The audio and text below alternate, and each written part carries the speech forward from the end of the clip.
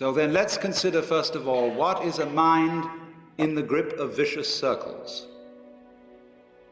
Well, one of the most obvious instances that we all know is the phenomenon of worry.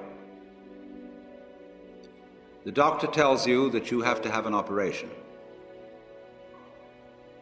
And that has been set up so that automatically everybody worries about it. But since worrying takes away your appetite and your sleep, it's not good for you. But you can't stop worrying, and therefore you get additionally worried that you are worrying. And then, furthermore, because that is quite absurd and you're mad at yourself because you do it, you are worried because you worry because you worry. That is a vicious circle. So now, can you allow your mind to be quiet? Isn't it difficult? Because the mind seems to be like a monkey, jumping up and down and jabbering all the time. Once you've learned to think, you can't stop.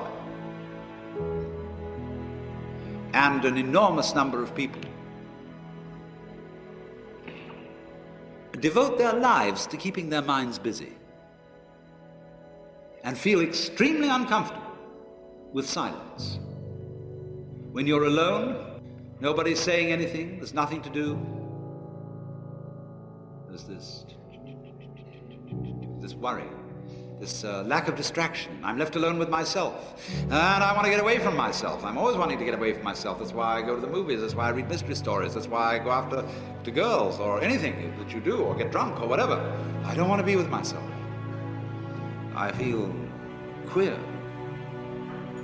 So, well, why do you want to run away from yourself? What's so bad about it? Why do you want to forget this? Why do you want to become yourself? Because you are addicted to thoughts. This is a drug, a real dangerous one. Compulsive thinking, going on and on and on and on and on all the time. It's a habit. So there's a difficulty about stopping that activity. And you really have to stop it if you want to be sane. Because if I talk all the time, I don't hear what anyone else has to say. Then I'll end up in the situation of having nothing to talk about but my own talking. Or so in exactly the same way, if I think all the time, I won't have anything to think about except thoughts.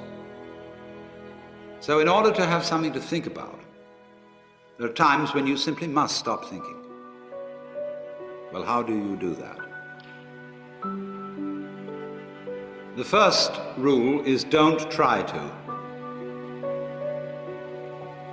Because if you do, you will be like someone trying to make rough water smooth with a flat iron. And all that will do will stir it up.